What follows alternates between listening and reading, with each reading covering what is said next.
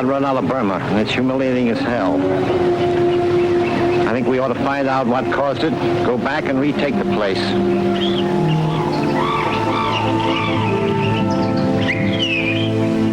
Ray Nettleton came to grips with the Japanese in 1944, taking part in the campaign to recapture Burma. A native of Yorkshire, England, today he lives in Santa Monica, California, where he works as a metal pattern maker. I think the inscription on the memorial at Kohima says it all. When you go home, tell them of us and say, for your tomorrow, we gave our today. Toshio Nakazawa faced the British Army in the Second Battle of Burma. Today he is a teacher in Toshigi Prefecture, Japan. I always had in my mind the great mission I must accomplish. That is, to educate the next generation.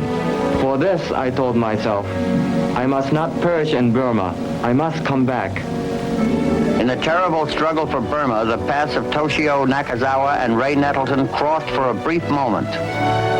Two fighting men, one Japanese, one British, relived that moment in history.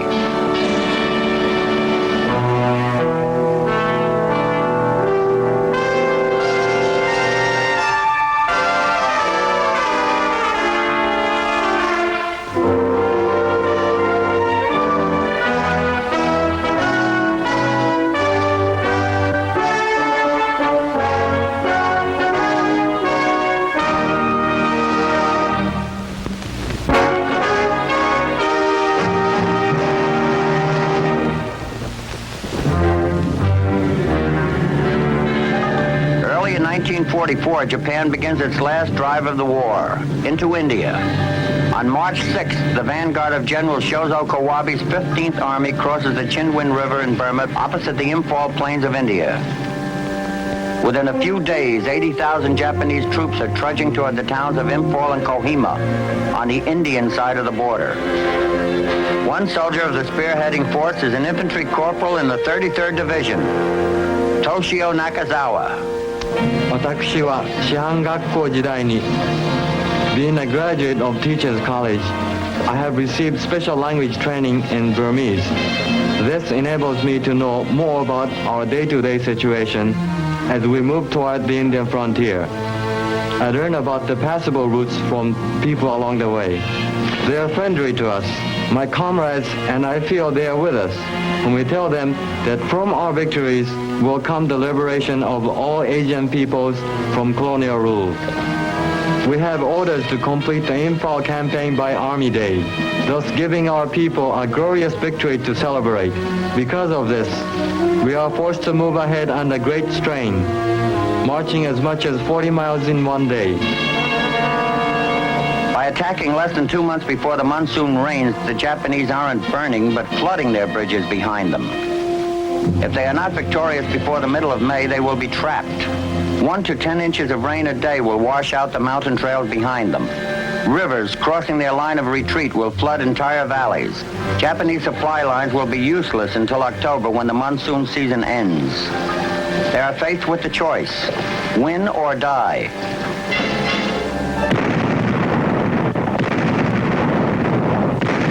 With the British are many Indian troops. They have the same uniforms, but they wear turbans.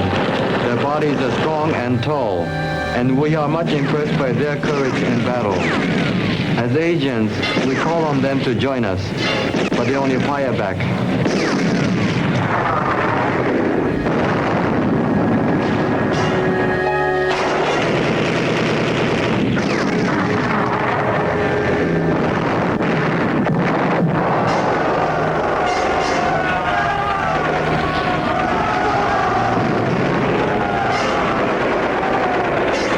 British forces fall back in disorder. By early April, the situation around Imphal is critical. At Kohima, desperate.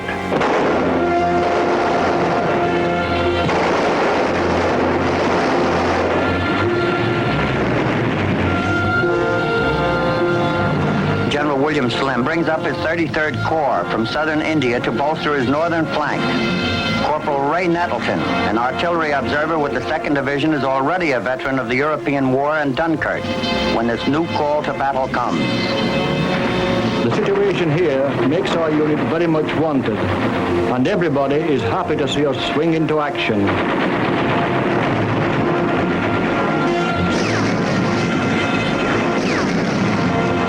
My job is that of artillery signaller, spotting enemy positions and directing our fire against them.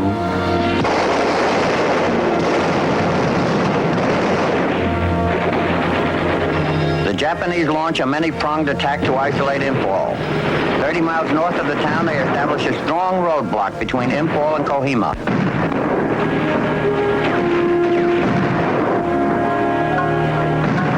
General Slim has lured the enemy into large-scale combat in an area where the Japanese supply lines are stretched thin. The defenders have one more advantage, nearly 100% air control. British and American planes hamper enemy troop activity, disrupt supply and communication.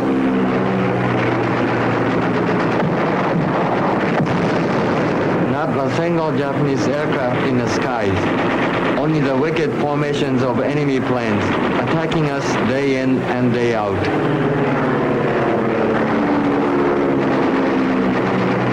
We have a saying that nature controls man, but on the contrary, the whole of nature in this vast land is controlled by the flying machines. There is no escaping them.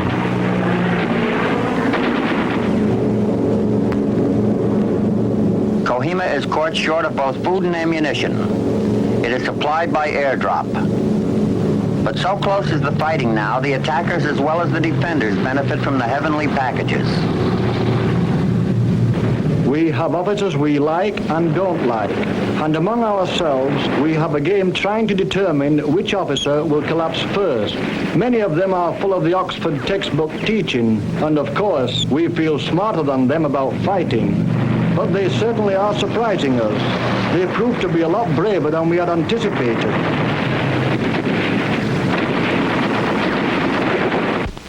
By the middle of May, the British are hopeful. Around Kohima, the enemy is on the defensive. In the Impol area, air attacks and patrol activity render the Japanese supply situation desperate. And best of all, the monsoon, a trifle late this year, can't be far off.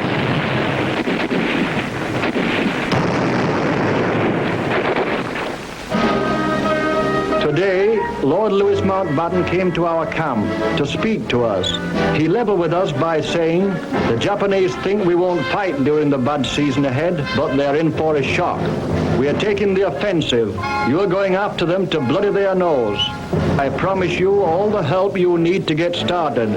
And if you need more, I'll tip my hat to MacArthur, and you'll get it.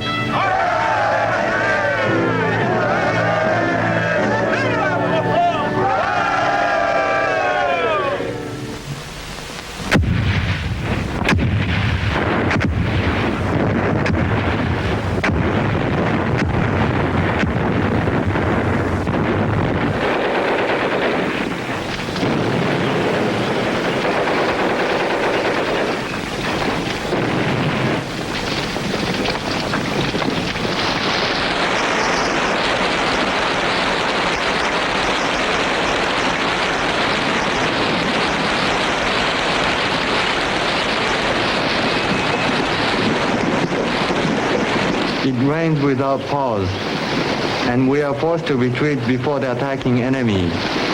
Most of my company is lost, so I join with other groups from our regiment.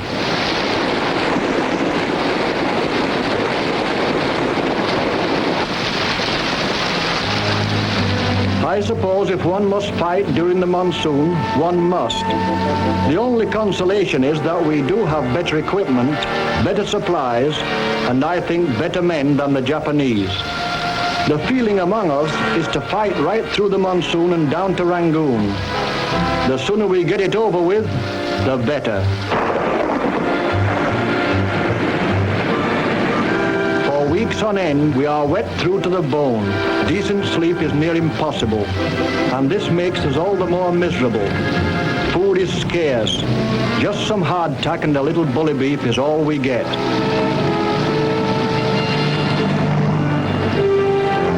June 22nd, 1944. Patrols link up on the Impol-Kohima Road for the first time since early April. The Allied supply line is intact again. The British have smashed the invasion of India, but all of Burma lies ahead, still occupied by the Japanese. By July 1944, the British have repulsed the Japanese invasion of India. With their supply lines cut by the monsoon, the Japanese face starvation and are running out of ammunition. For a few disciplined units, the retreat is orderly. But for most, it is a rout. Between them and the safety of the central Burma plain lie mountains more than 9,000 feet high and dense jungle.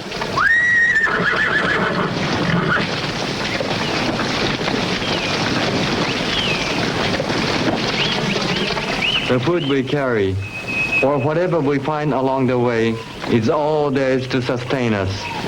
I eat as little as possible and keep the rest for the long journey over the mountains.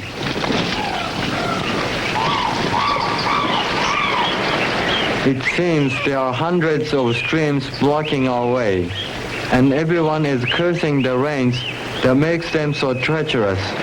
Some of the men are so weak they fall and are swept away before anyone can help them.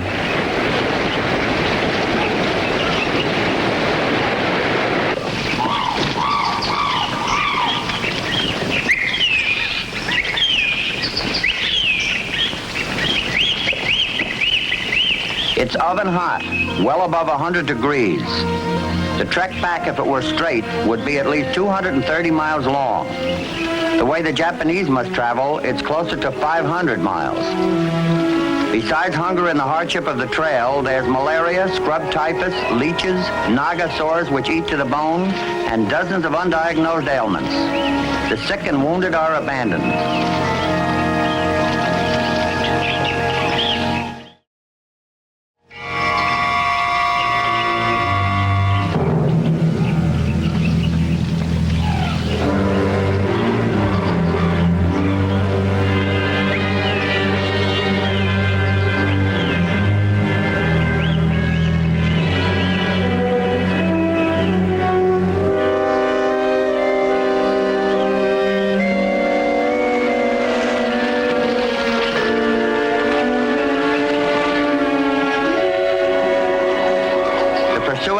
Must fight the same jungle, but they aren't starving, though their rations are cut, and they have the means to evacuate the wounded and sick.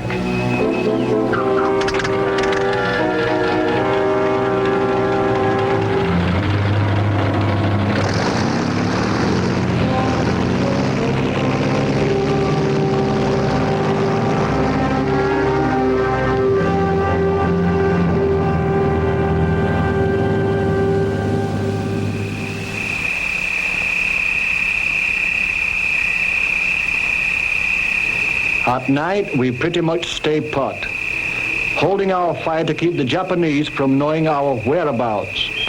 They send out patrols trying to trick us. They're great for that, but we're not taking their bait.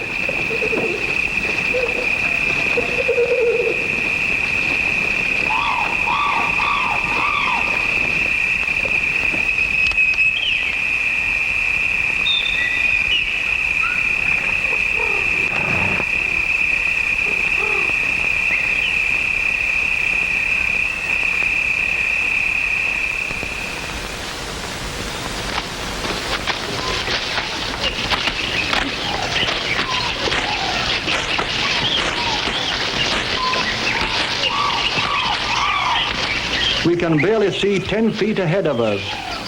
I spend a good deal of time fighting with the infantry because our guns are not much use here in the jungles, and the thick overhang of trees makes it near impossible to fire artillery effectively.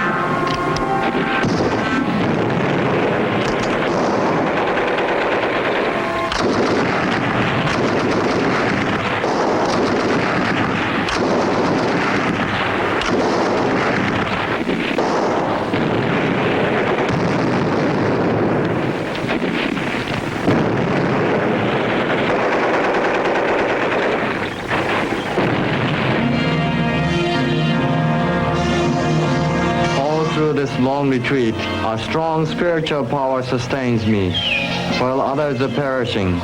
Many of the men lose their heads and race away into the jungle.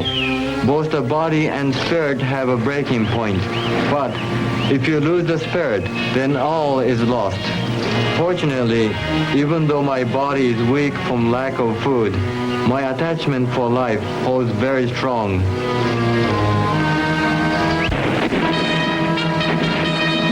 The retreat continues through the summer and fall. By December, 50,000 Japanese have died.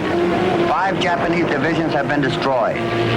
The other side of the coin, the British 14th Army, has lost 40,000 men killed or wounded since Kohima.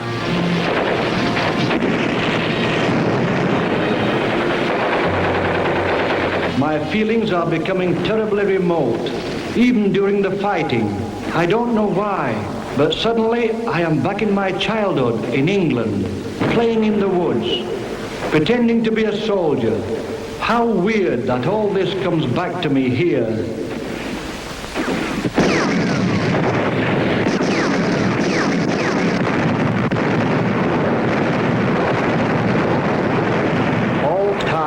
Has compressed into a blur. Days, weeks, and months have disappeared for me. Then one morning, an American plane flies over, towing a long banner reading, "Merry Christmas, 14th Army." Can it really be? I ask myself. Then as proof, a supply of canned turkey and potatoes is parachuted to us. It turns out to be the best feed any of us can remember.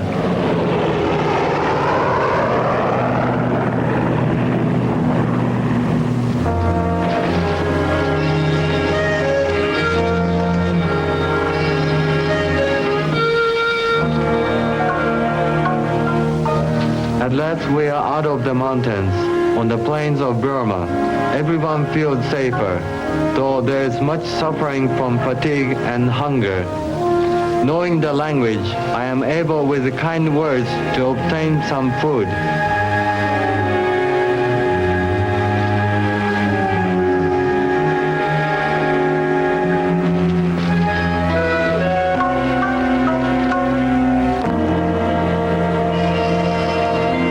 The Japanese are now under the command of General Hoyotari Kimura. He sees the situation now in much the same terms as did the British at Imphal. His supply lines have shrunk, while the enemies are extended precariously. General Kimura knows that the decisive battle in this campaign will take place on the central plains of Burma.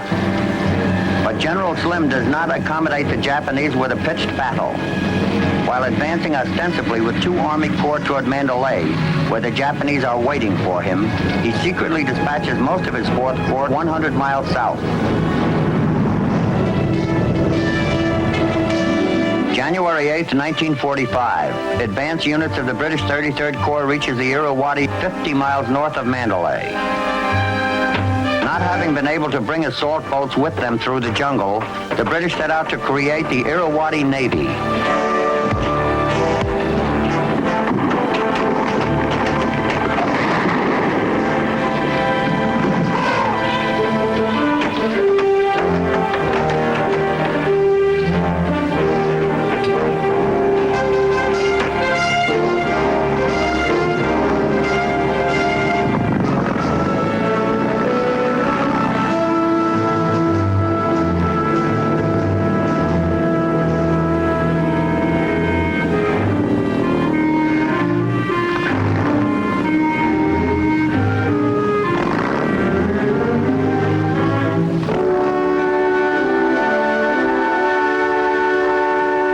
In mid-February, the battle for Mandalay is on.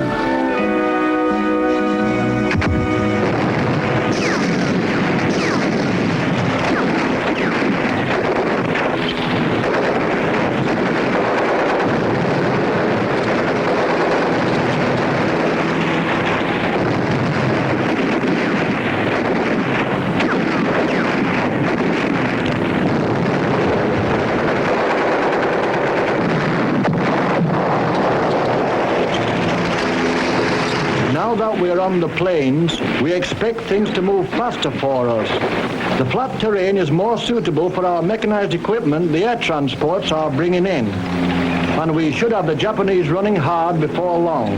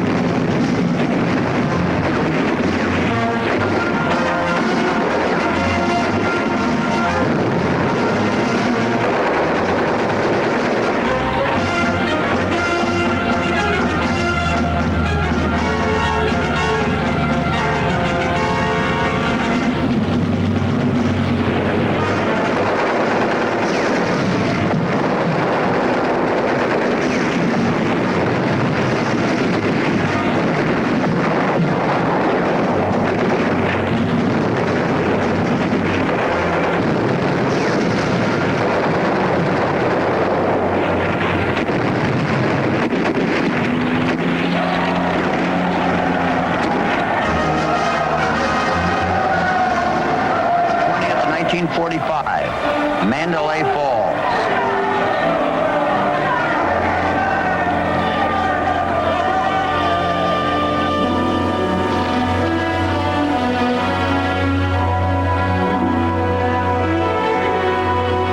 It is strange how the natives look upon us now.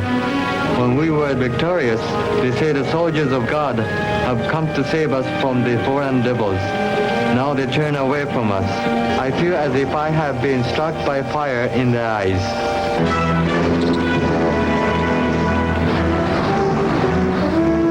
Our unit is diverted to the south and ordered to link up with the troops that have landed around Rangoon.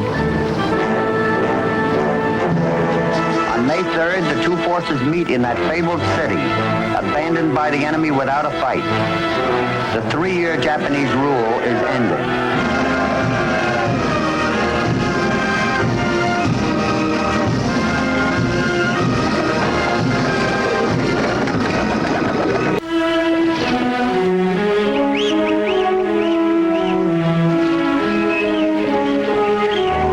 Toshio Nakazawa, who rose to the rank of sergeant major during the Battle of Burma, manages to escape into Thailand before the capture of Rangoon. He returns to his homeland in June 1946. After the fall of Mandalay, Ray Nettleton takes part in mop-up operations between Rangoon and the Yanangwang oil fields. 1946, he returns to England for discharge. The Battle of Burma was a conflict between two hard-bitten foes who gave no quarter. But more than that, it was a war with nature at its worst. At best, men got only a draw in that battle. Thousands of veterans spread around the globe will never forget what was called the Forgotten Front.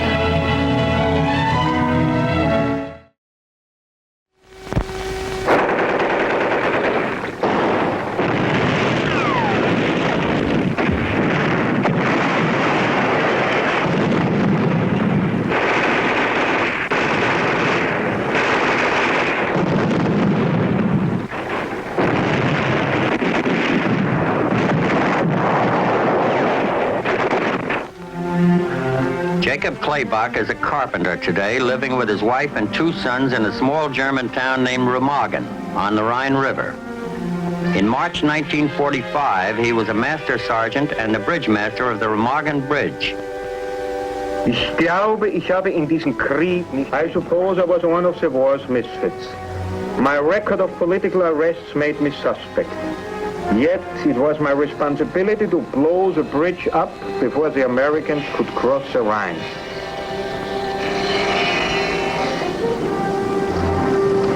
C. Windsor Miller is a real estate broker today in Washington, D.C. He lives with his family in Silver Springs, Maryland. In March 1945, he was a lieutenant and a tank platoon leader in the United States Army's 9th Armored Division. I remember when we were told our tanks had to go across the bridge. Nobody knew whether the bridge would hold tanks, but there was only one way to find out, and that was to put tanks on the bridge and try it. At Remagen on the Rhine, the lives of Jacob Klebach and C. Windsor Miller came together for a brief moment. 2 fighting men, 1 German, 1 American, relive that moment in history.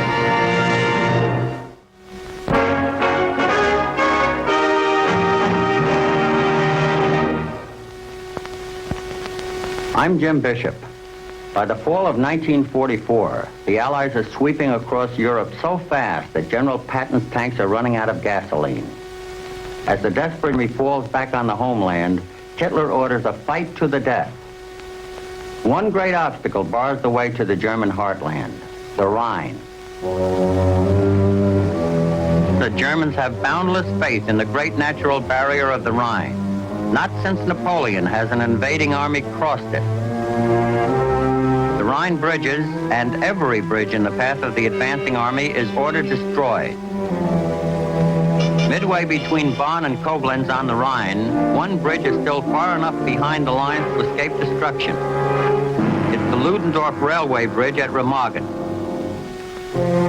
One of the German soldiers in its demolition squad is Master Sergeant Jacob Klebach. Since the beginning of the war, I am assigned to guard the bridge at Remagen. It is good duty because Remagen is near my home. As the war goes on and the armies get closer, we work much harder building the defenses. It is my responsibility to blow up the bridge if it becomes necessary. I have 600 kilos explosion powder and 85 detonators.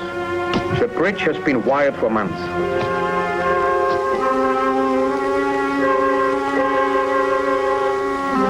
As the German front crumbles, the Nazi high command resorts to desperate measures. An army of old people and children, the Volkssturm, is recruited. Its members ordered to fight in their own town. With armbands for uniforms and a haphazard assortment of weapons, they will be thrown into the sagging defense lines. Defeatists are threatened with death. The German who retreats now may escape the enemy's guns, only to find himself under the guns of a firing squad, or at the end of an executioner's rope.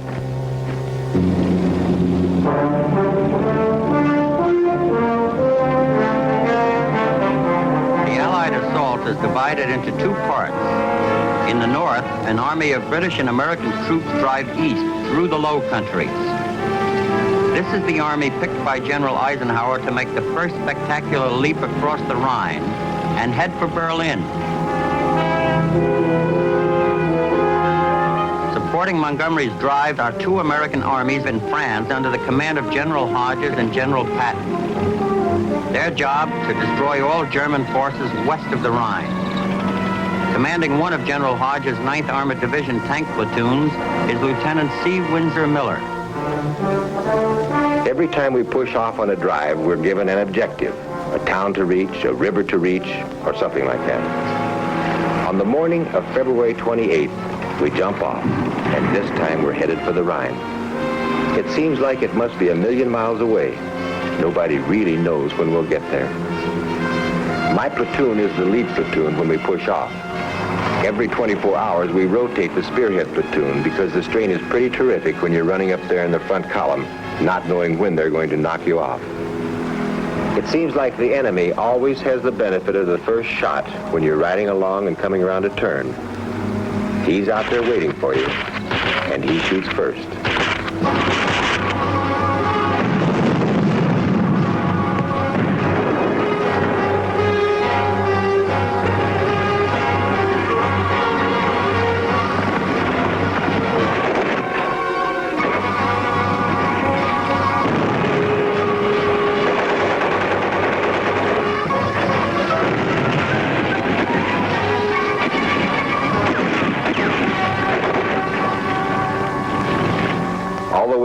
We keep coming to bridges the Germans are blowing up. Some of them, they blow up right in front of us. Thank God we'll get to rest when we get to the Rhine. There won't be a bridge standing for 100 miles. Getting across it is going to be almost a naval operation. Over the roads to Germany moves a strange landlocked fleet. LCVPs, LCMs, and amphibious assault boats of every size and description move toward the Rhine.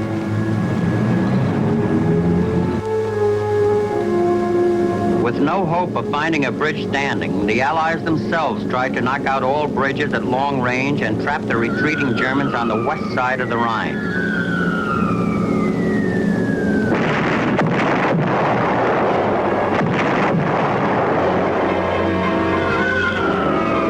Almost every day the bombers come now. Always they aim for the bridge, but the bombs come down all around us. If they hit it, we have to repair it. Our retreating troops and heavy vehicles as well must be able to cross it. We work hard to fix the bridge so that our soldiers can use it. As the troops retreat, my duty is to stay by the telephone, but the only thoughts that go through my head are, how can you manage to get away from here safely? I keep thinking of my wife and children, and how can I get to them? I'm not a military man, and I don't agree with this whole rubbish here anyway.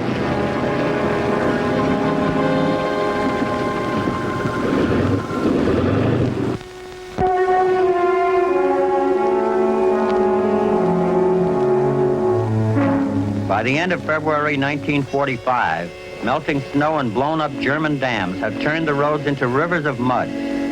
Bogged down, the advancing American armor and infantry slow to a crawl.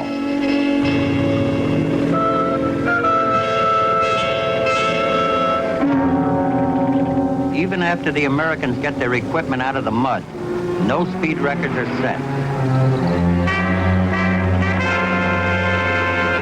One thing you find out in combat is that there is no such thing as good tank country. When you're running along out there in the open, you feel a lot like you're in an inverted foxhole. You just stick up in the air. Most people don't realize how vulnerable a tank is. One shell or one man with the right weapon can turn the whole thing into a torch.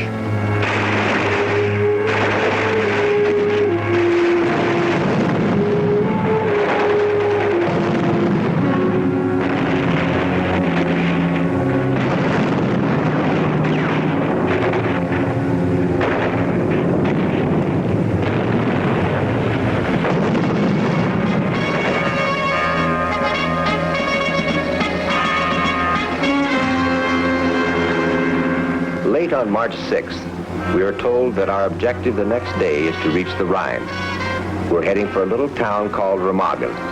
It seems to be about 10 or 12 miles away. Ordinarily, that doesn't seem very far, but in combat, it can seem like a long way.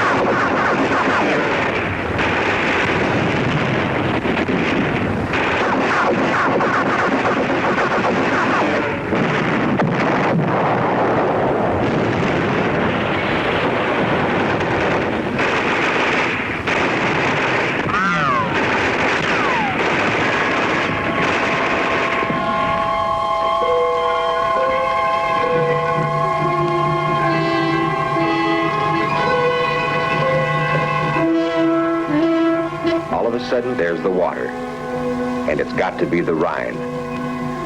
And there's this big bridge, and we figure any minute it's going to blow. A standing bridge spanning the Rhine. To the American troops who will now have to make a run for it, it's either a shortcut to victory or a death trap.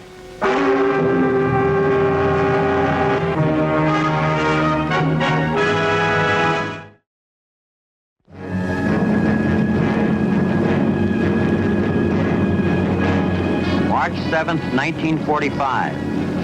A platoon of the American 9th Armored Division reaches the Rhine.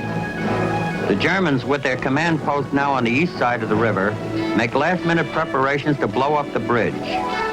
In addition to the regular demolitions, an extra emergency charge is planted near the east end of the bridge.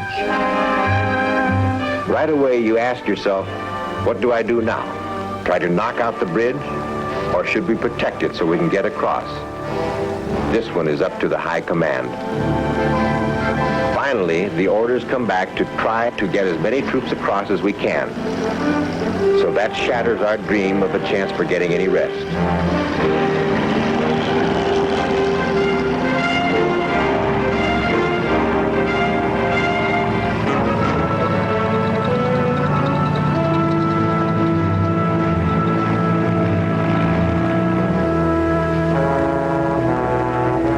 20 minutes after 3, the bridge guards decide the Americans have come close enough.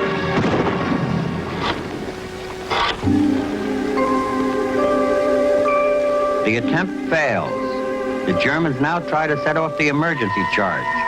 To the horror of the Germans, the bridge, although damaged, still stands. To the horror also of the GIs, who now have to defuse it. And then, while we're wondering when the main charge will go off, our engineers run right out onto the bridge to pull any wires and remove any charges that are left. The guys doing that job are a bunch of heroes, if there ever were any.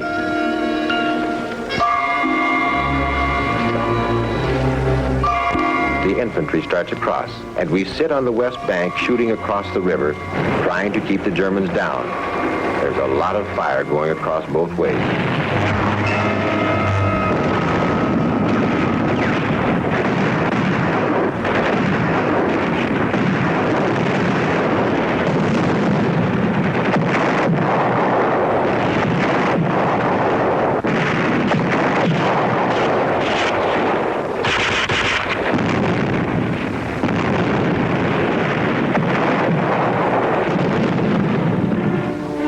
Infantrymen have made it across. It's the beginning of a beachhead across the Rhine. All afternoon, the infantry streams across, reinforcing the precarious beachhead.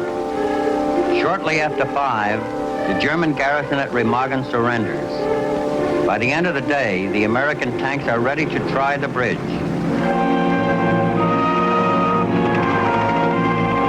When we finally start to move across, it's a nerve-wracking experience. First of all, it's a railroad bridge. They've got some planking down on it, but if we slide a little, we'll go right in the drink.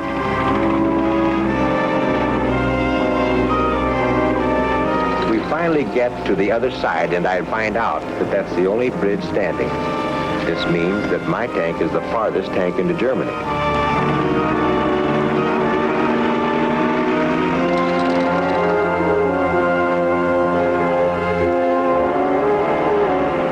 Capture of the bridge, Allied orders are suddenly changed up and down the entire front. An astounded Eisenhower orders Hodges to funnel everything across that the bridge will hold. This is one of my happiest moments of the war, Eisenhower says. We are across the Rhine.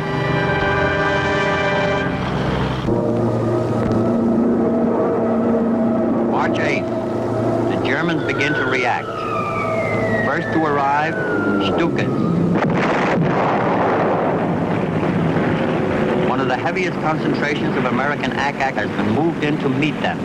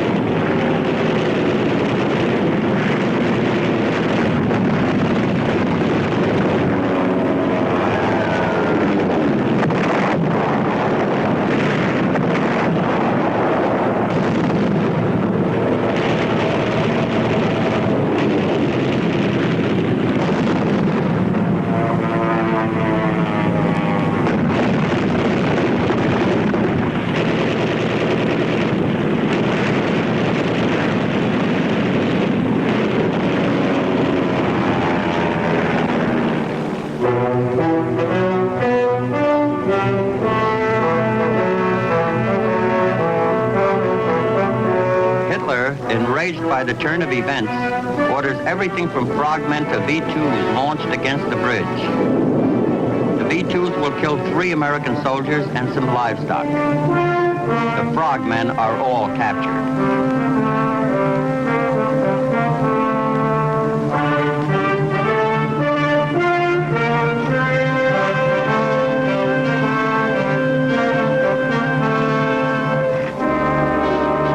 Handle the traffic, the engineers throw pontoon and bailey bridges across. Ducks are brought in to carry back the wounded. The sudden crossing of the Rhine is as disastrous to German morale as it is heartening to Allied spirit. Eisenhower would later write, "We knew then that the enemy's final defeat was just around the corner."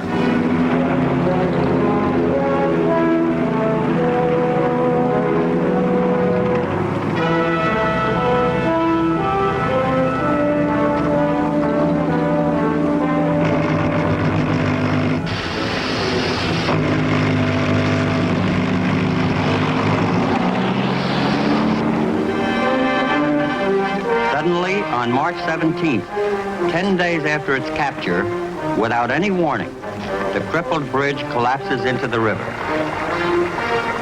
27 of the engineers who have been working to repair the bridge are killed in the collapse. 63 others injured.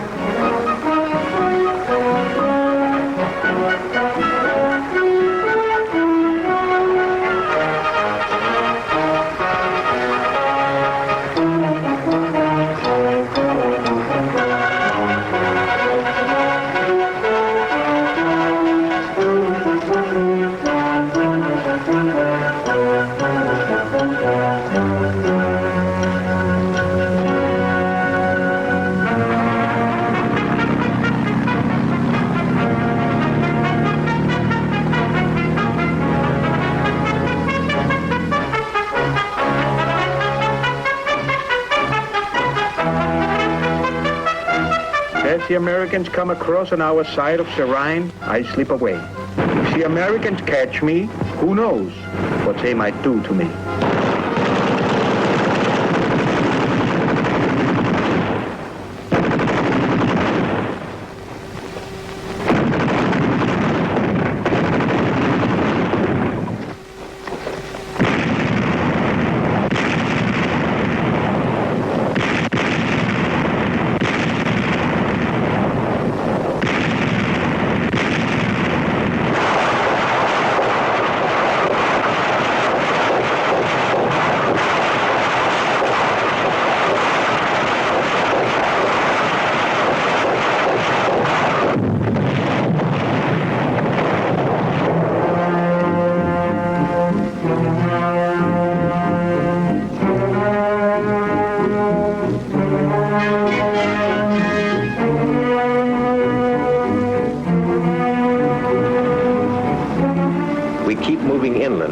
One little town after another.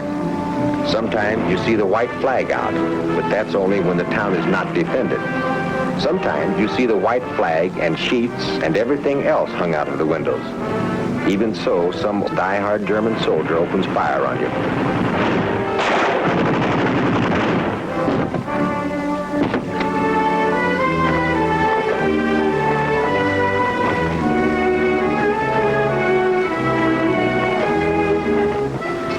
Running into all kinds of people. The Germans just put an armband around them and press them into service. It keeps them from being considered spies. That's the law. If they have an armband, that's their uniform, and they have a right to open fire on us.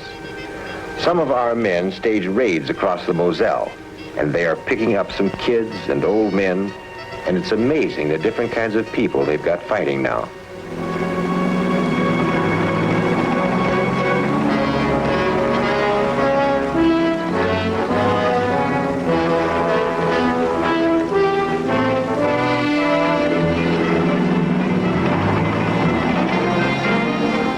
Once I'm told there are some Germans down the road that want to surrender. So we go down to meet them, and then I discover that it's a whole army, and they're terrified of the Russians.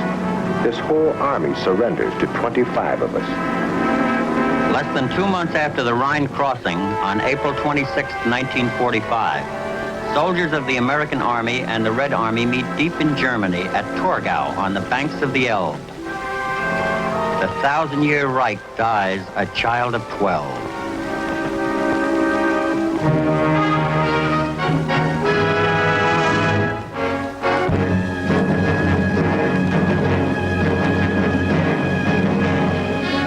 Lieutenant C. Windsor Miller finishes the war in Yugoslavia. Later is awarded the Distinguished Service Cross for his bravery at Remagen.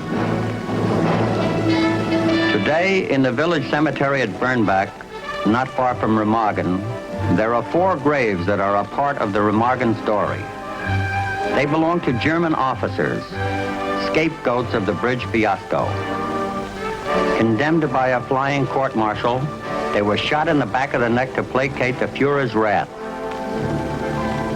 Jacob Klebach, after fleeing the captured bridge, escaped to the basement of his nearby home where his wife hid him for 12 weeks. Today, Remagen is home for Jacob Klebach. The ruined towers of the bridge a familiar sight. But for him, as for those who crossed it under fire, the vanished bridge is only a memory, another legend swallowed by the Rhine.